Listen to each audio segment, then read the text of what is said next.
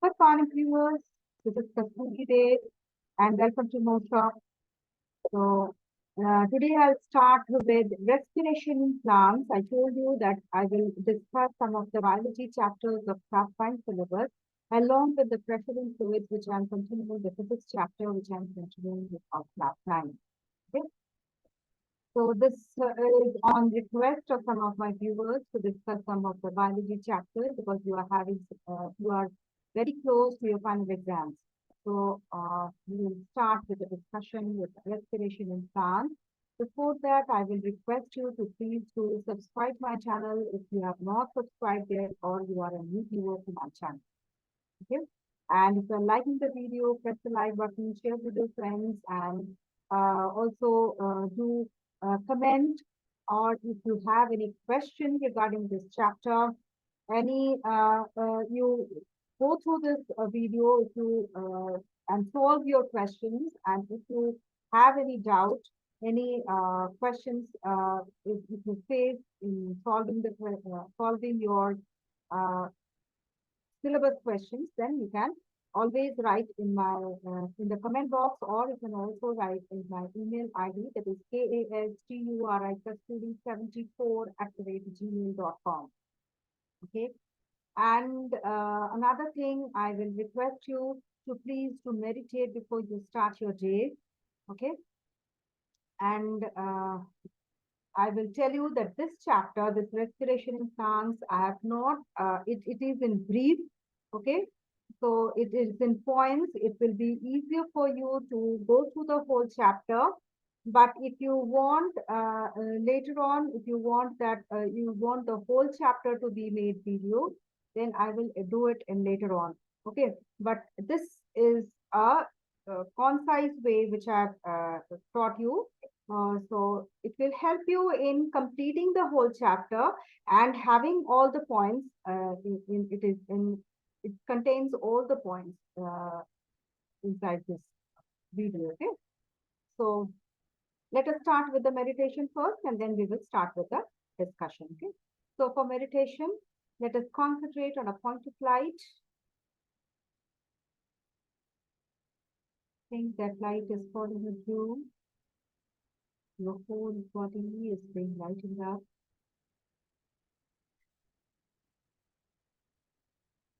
You're feeling very light and happy and the joyful mood. You're feeling that as if all your problems are solved, all your tensions went. You're relaxed now, and you're getting interest in whatever you are doing, and easily solving your problems. Your question is answered. Whatever work you are doing is being complete, and you are becoming successful, getting good marks in exams.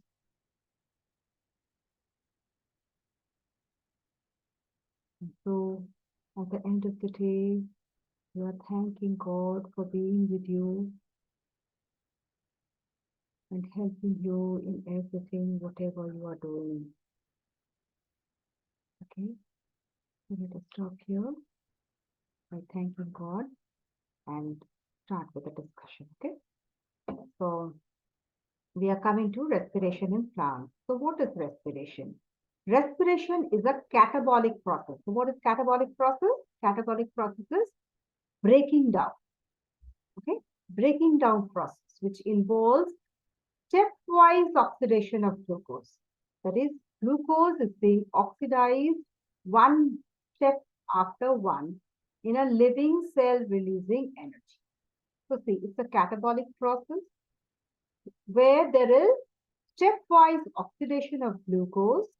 Where it is happening? In the living cell. What is the end product? Energy is being the end product. Okay, what we are getting from this process? We are getting energy. Clear? Now, respiration is of two types. Okay, this respiration process are of two types: aerobic respiration and anaerobic respiration. Aerobic respiration involves complete oxidation of glucose. That is, glucose is completely being oxidized in the presence of oxygen. Aerobic, that means air is involved in this oxidation. So therefore, oxygen is being used here complete, and there is a complete oxidation of glucose. Okay, and anaerobic, that means oxygen is absent here. Anaerobic means no oxygen present. So incomplete breakdown. Without oxygen, there will be incomplete breakdown of glucose. Okay. So aerobic oxidation, aerobic respiration is complete oxidation, and in anaerobic incomplete oxidation or incomplete breakdown of glucose. Okay.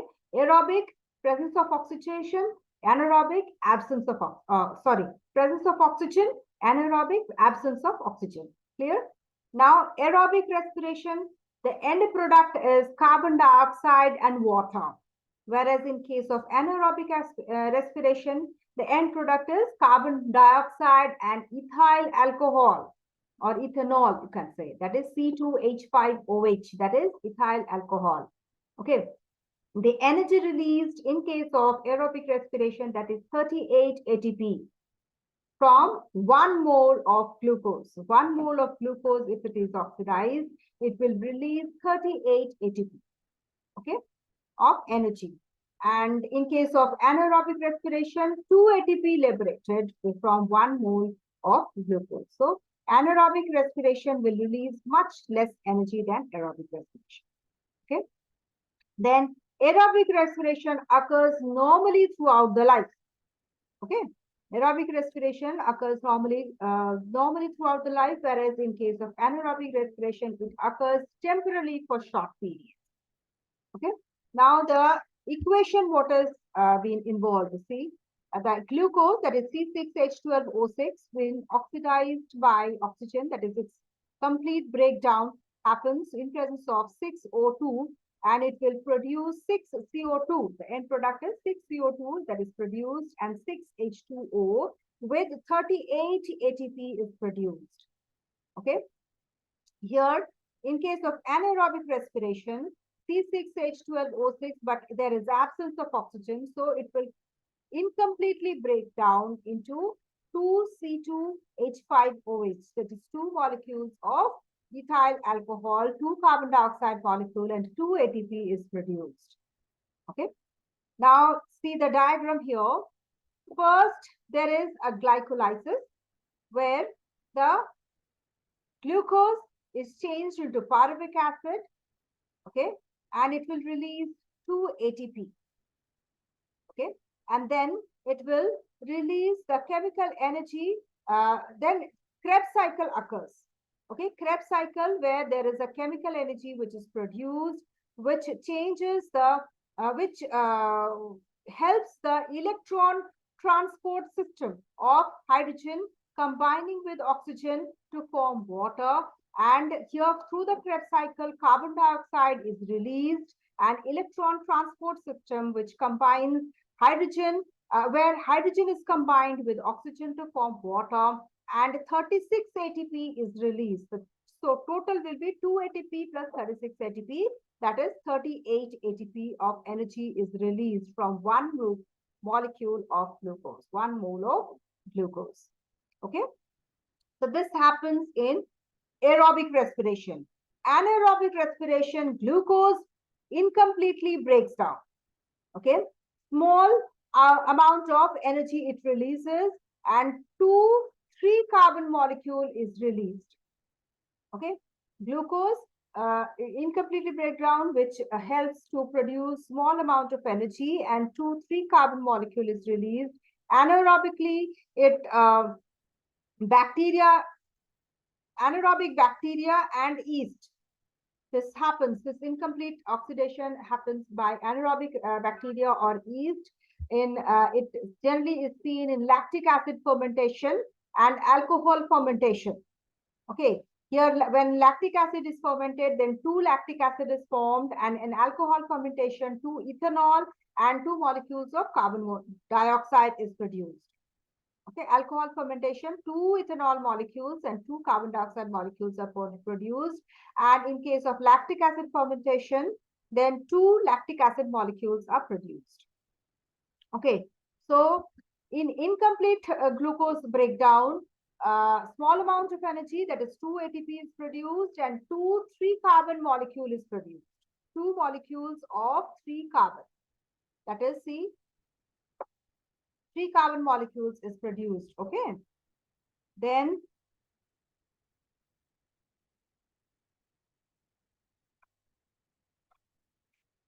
yes, we are coming to ATP. What is ATP? ATP full form is adenosine triphosphate. It is an immediate energy source.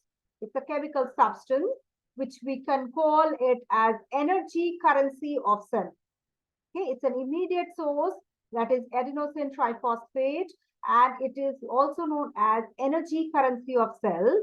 It's a chemical substance by which the energy is produced by the plants. Okay. Now, see, the glucose breakdown, how does it happen? Okay, the processor, the diagrammatic representation, this is the thing. Okay, so breakdown of food, that is glucose in respiration. First, the food is broken down into carbon dioxide, water, and energy is released. Okay, so what happens? This energy, first, it forms to ATP. Okay, ATP, we get it. So some of the energy is used as work. Okay, now some of the phosphate is released.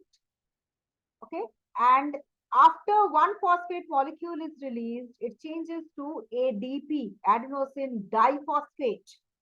Okay, and it is stored again, where some of the phosphate molecules again combine to form the ATP again. Okay, so this is the diagrammatic representation how the energy is released in respiration. Okay, so the energy, some of the energy is released in form of heat and some in the form of ATP. Now ATP some of the energy is used from ATP, some of the energy is used in the work. Whatever the work plant is doing, that is manufacturing food, then respiration, whatever, like absorbing water. So these all activities are for this energy is required, and that is used up by the ATP. Okay, ATP will give you that energy. Not you, but it will give to the plants this energy. Okay, now this ATP, some of the ATP, it will lose one phosphate to become ADP, and it will get stored. When required, another phosphate will combine with it to form the ATP, and that will be getting used up again to form the energy. Clear now? Next. Metabolic activities. I was telling you that metabolic activities, respiration is a catabolic process, we know. Now, where that catabolic processes come from? It has come from the word metabolic. So what is metabolic activities? Metabolic activities are those activities where they are the chemical changes which are taking place in a cell of an organism. Okay, these are the chemical changes which are taking place in a cell of an organism, a cell or an organism, producing energy, and some basic materials are needed, which are the basic materials needed for the important life processes. Okay, so these are the chemical changes. Metabolic activities are the chemical changes which are taking place in a cell or a whole organism.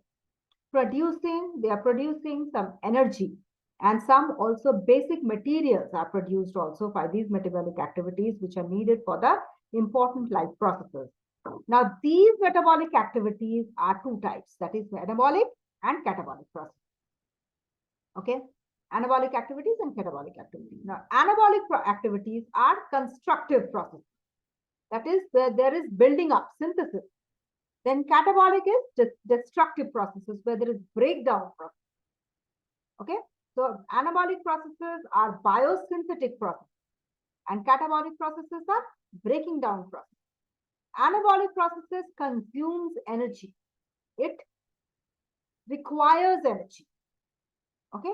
And catabolic processes are the giving out energy. That is, they will release energy. Okay.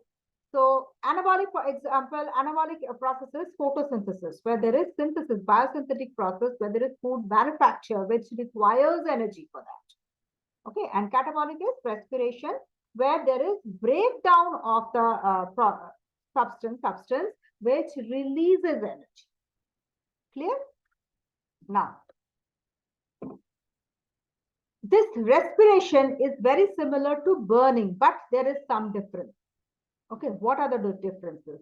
Respiration is cellular process. It's happening inside the cell. And burning is non-cellular process.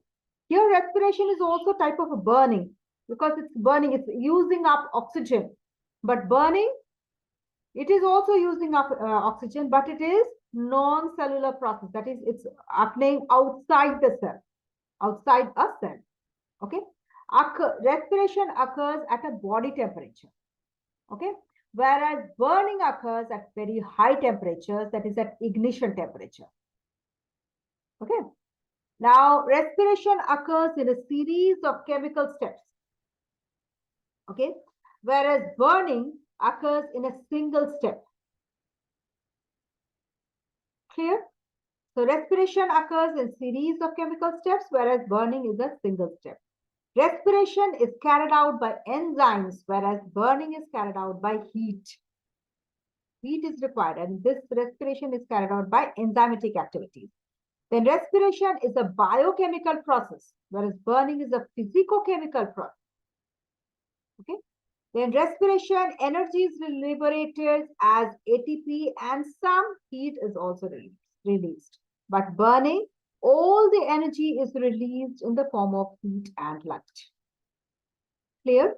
Then respiration, low light energy is produced, but during burning, light energy is produced. You can see burning when there is burning of paper or wood, then you can see light also. So along with heat, light is also produced in case of burn. Now, the plant respires through what? They have certain organs through which the plant can respire.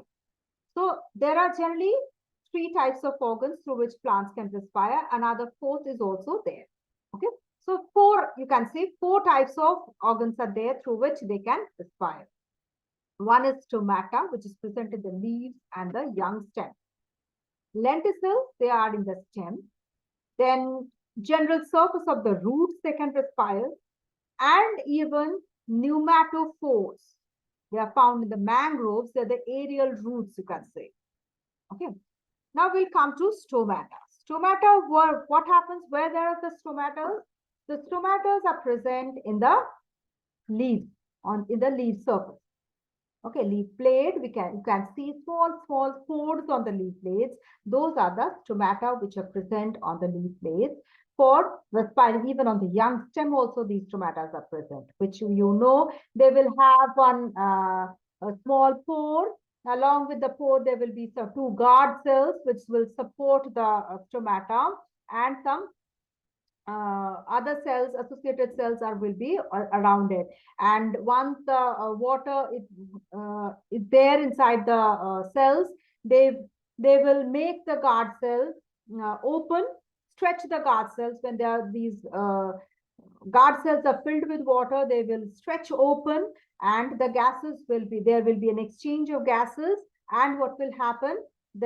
When they will lose their the cells, the associated cells, when they lose their water, they will help to close the stomata.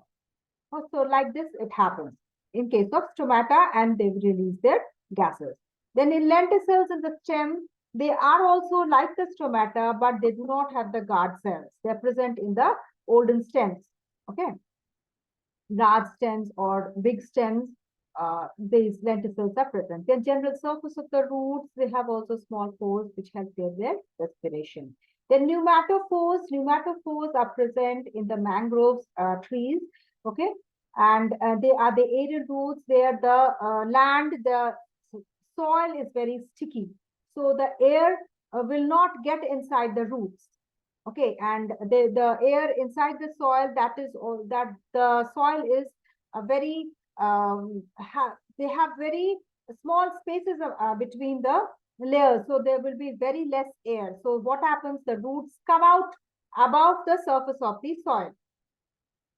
Okay, they will have some pores on them, and these type of roots are known as pneumatophores. Okay, now the general surface of the roots we have seen, see the ground, no, the ground has the soil, I mean, say the layers of the soil, excuse me, the layers of the soil, they will have some air present inside the soil. Okay, so that will help in getting inside and getting inside the roots from the general surface of the roots. Okay, now at night, the leaves also take in oxygen from the atmosphere and they give out carbon dioxide. And therefore, it's very necessary that we should avoid sleeping under a tree at night, because the plants also, they release carbon dioxide and there can be excess of carbon dioxide. But in the daytime, if you sleep under the tree, that will be very helpful because it will release oxygen, and even as the plants transpire, that will keep the undersurface of the tree very cool, and the person who is sitting or who is lying under a tree, he will feel very cool and very very pleasing. Okay. Yes, hot midday is very good. One gets both oxygen due to the photosynthesis and coolness due to transpiration. Now, see, experiment is there to prove that oxygen is used up during respiration. I told you that oxygen is being used up and glucose is being broken down, and the end products are carbon dioxide and water. So, and energy is released. Now, so this is the first experiment to prove that oxygen is being used up during respiration. So let us take two conical flasks, okay, where there is wet cotton wool, we take it, okay, and we keep two test tubes hanging inside the flask with soda lime, okay. Now, in one conical flask, we keep some germinating seeds. And another conical flask, we keep some dead seeds, dead bean seeds. Okay? Flask A and flask B, we do it. And both these flasks are kept in, a tube is attached from this flask, okay, and they are dipped inside a beaker having water. Okay? So what do we see? The germinating seeds, if they're in the first flask, that is a flask A, after some time, we will see that the water inside the flask A, the tube of the flask A, that has risen very much. Means lot of, I mean, it has risen to a great mark. It has risen it has risen to a height. Okay. But in case of flask B, it will not rise so much. Only a small amount will rise, the water. Why? Okay. Why? Because what happens, the germinating seeds, it gets water from the wet cotton wool. Okay. The germinating seed will release oxygen. That means it is a germinating seed, so it will get the sunlight. It will, these germinating seed, they will respire. Okay. There will, the glucose which it will break it down, and so it will form what?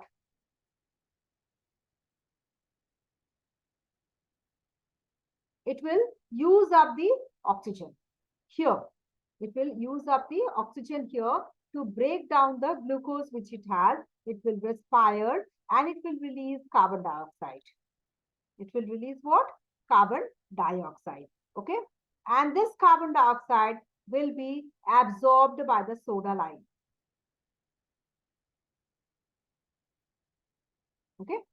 And when this soda lime absorbs water, is absorbed, there will be no gas inside here. And therefore, there becomes a vacuum. Okay, the oxygen which was present inside it, it has been used up by the germinating seed. The oxygen which has been present in this flask and inside this tube, that has been used up by the germinating seed to perform the respiration process. And it has released carbon dioxide which has been absorbed by the soda lime, and therefore a vacuum has been created here. And so to replace that vacuum, the water has risen to that mark, to this mark. Okay. But in case of the dead seed, second flask, that is flask B, what happens? The germinating seed will not respire. It has not used up the oxygen here. But the carbon dioxide which it has used, it was there inside this air, inside this flask or inside this tube. It has been absorbed by soda lime. But the oxygen which was present there, that it has not used up. So it is not totally vacuum. Only the carbon dioxide has been used up. Okay. So the carbon dioxide has been used up. That much carbon dioxide has been used up where to which the water has risen. Okay, the carbon dioxide has been absorbed by this soda lime. So that much water has risen here. But the rest space is filled up with oxygen. Because oxygen is not being used up by the dead seeds because they cannot respire. They are dead. So the oxygen is still there. That's why the water level has not risen inside this tube. Clear? Now, the wet cotton wool is there with some antiseptic because antiseptic will not allow a certain bacteria to grow on this dead beans. That's why the antiseptic solutions are there. Because otherwise, the dead seeds which will have bacteria, they will start respiring. Okay, to stop their growth, this antiseptic has been used. Clear now? Next experiment we move on to is experiment to prove that carbon dioxide is produced due to respiration in the germination. Okay. Now, we take flask A and flask B. Another thing I want to say that this is the control experiment. This flask A is the actual experiment and flask B is the control experiment. Why? Because how can you make the control experiment? Because control experiment contains one thing that is missing. That's actual experiment. From the actual experiment, one condition should be missing. That will create a control experiment. Okay, that will prove that first is the condition which is required for the actual process. Okay. So next we move on to the experiment where the carbon dioxide is being produced. Okay. So we take flask A and flask B. Now flask A has wet cotton wool with some germinating seeds, soaked bean seeds, and the second flask will also contain some wet cotton wool with some boiled beans. Okay. Now after some time we will see, excuse me, after some time we will see that the beans, soaked beans which were present in the flask A, that will start germinating. Okay, but the flask B, in the flask B, the boiled beans will not start germinate. They will not germinate. Okay, but these flasks are closed with the cork. Okay, now we'll take the first flask and we will test for carbon dioxide. If we overturn this flask into a lime water test tube which contains lime water, we will see that the lime water slowly turns milky. That means the carbon dioxide which was produced in the flask A, that will diffuse into the test tube which contains lime water and will turn lime water milky, which will be a test for carbon dioxide.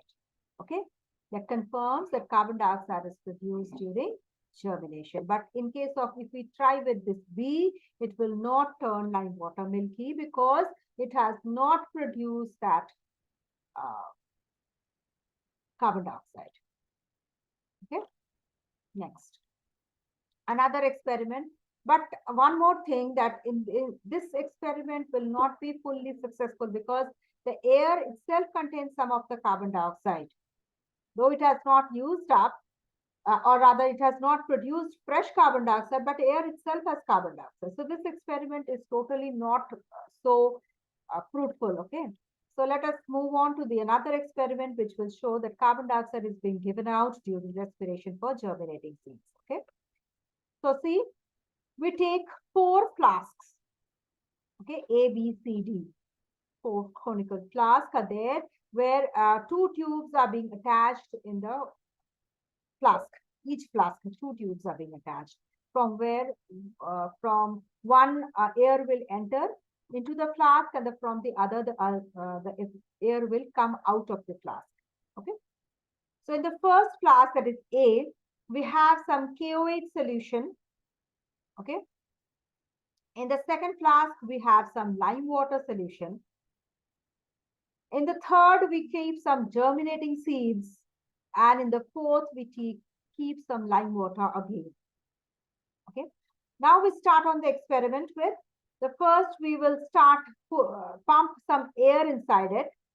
It will move on to the first conical flask, move in the first conical flask, that is inside the KOH solution, it will move.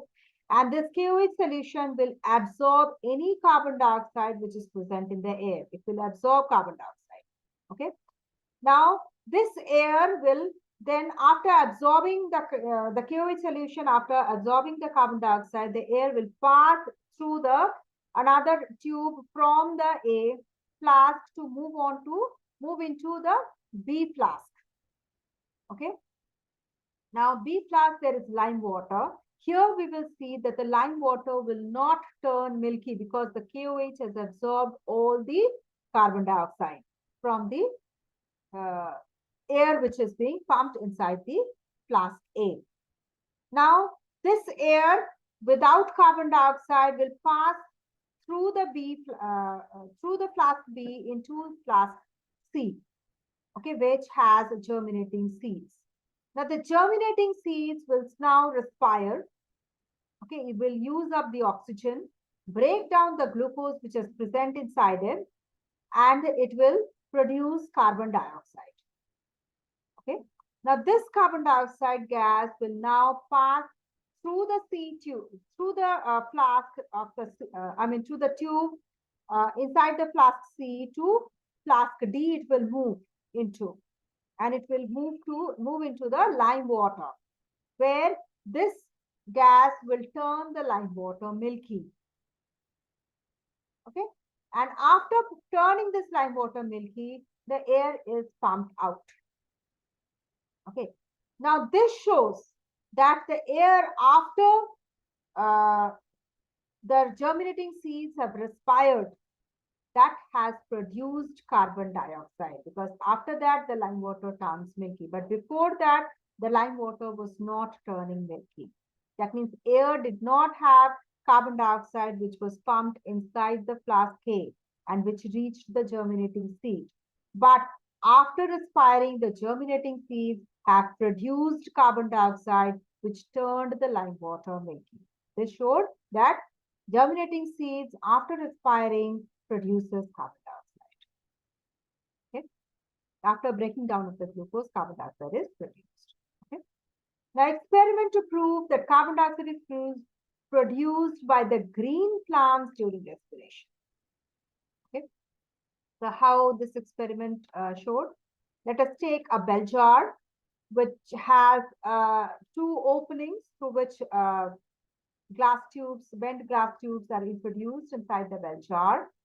And there is a glass rim which is attached, which is kept in, at the bottom of the bell jar. And inside the, through the holes through which the glass pipes are introduced inside the bell jar, and the glass rim is attached. All the openings are sealed with the vesting so that it becomes airtight.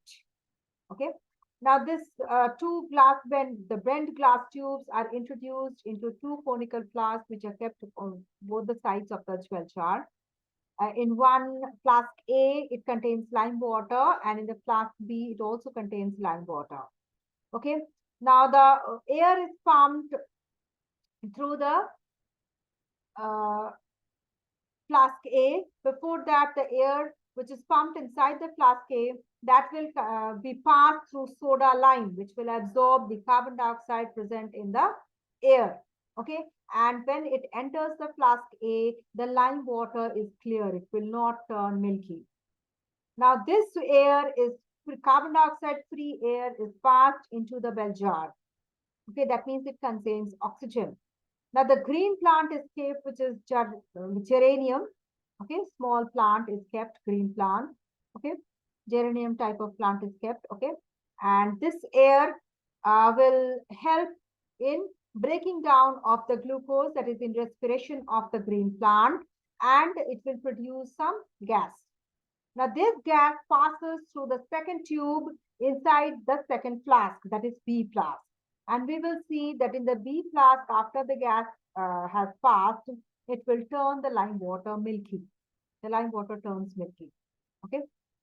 Now, after turning the lime water milky, the air is pumped out.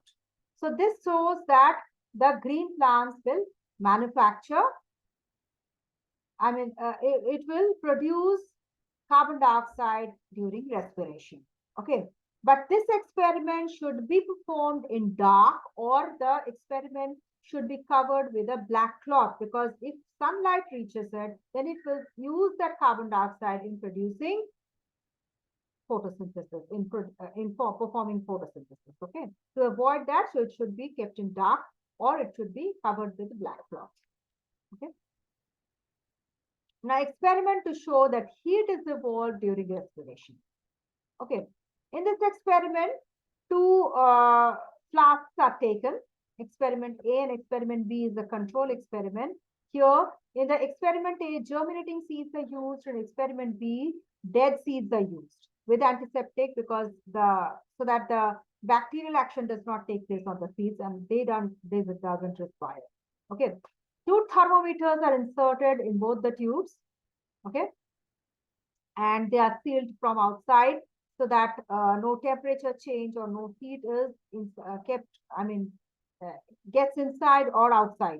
So the temperature retained inside the flask. Okay. And the mouth of the flask are sealed with wet cotton wool in both the cases. And this germinating seed must be around 30 grams. Okay. Now, after some time, we will see that in case of the first experiment, the temperature rises in the thermometer. The mercury rises in the thermometer. And in case of the dead seeds, the thermometer will not show any rise in the mercury level. Okay, this shows that the germinating seed, after respiring, will help to raise the temperature, that is, heat is generated. Okay. Now, experiment to demonstrate anaerobic respiration. Okay. So what happens? That means no presence of oxygen is there. Okay. For this experiment, we take two beakers full of mercury and two test tubes in which we keep some germinating seeds in one. Another, we will keep some dead seeds. Okay. And fill this test tube with mercury, both the tubes with mercury. Okay.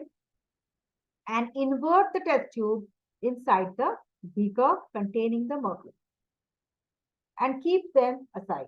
After some time, we will see that the mercury level has gone down along with the seeds, and there's a vacuum type of thing is created. There's a space created above the seeds. Okay, and if we test this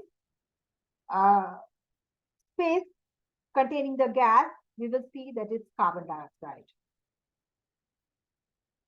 Okay, so that means the seeds, the germinating seeds, there was no oxygen there. Okay, there was no oxygen there because it was fully filled with mercury. So there was no oxygen. So the germinating seeds, without the presence of oxygen, it has anaerobically respired and produced carbon dioxide gas. Okay, this fruit. And the dead seeds which were there, that will show no fall of the mercury level. That is the control experiment. That will not show any fall in the mercury level. Okay. Now, if we do another thing, that when we are introducing the seeds, when we are introducing the germinating seeds into the test tube, if we peel off their seed coat, then we will see that outward diffusion of carbon dioxide may happen much faster, and this experiment will be much faster. After 2 to 3 days, we can observe this experiment, but this becomes faster if we remove the peel above it of the seeds. Okay. Now, what is the difference between respiration and photosynthesis? Both are the biochemical processes. So, what are the difference between them? Respiration occurs in living cells, all the living cells, and photosynthesis occurs in the presence of the chlorophyll, the cells which contains chlorophyll. Only those cells photosynthesis occurs. Respiration occurs all the time, but photosynthesis occurs only when there is light, presence of light. Oxygen, respiration, oxygen and glucose are being used up, whereas in photosynthesis, carbon dioxide and water are being used up. Respiration, carbon dioxide is released as an end product. Photosynthesis, oxygen is released as an end product. Respiration, chemical energy which is released, that is in the form of heat, and another is useful energy for various activities, various life processes being used up. Whereas here the light energy is being used up. Okay, that is chemical energy and that is stored. Okay, light energy is used and that is chemical energy, and that changes into chemical energy which is being stored. And here chemical energy is being used up and heat is produced, and the other type of energy which is produced, which is used by the other for various other life processes. Okay. For respiration, as it is a catabolic process, it will lose weight. And for photosynthesis, as it is an anabolic or constructive process, it will gain weight. Okay. For respiration, glucose is broken down or oxidized.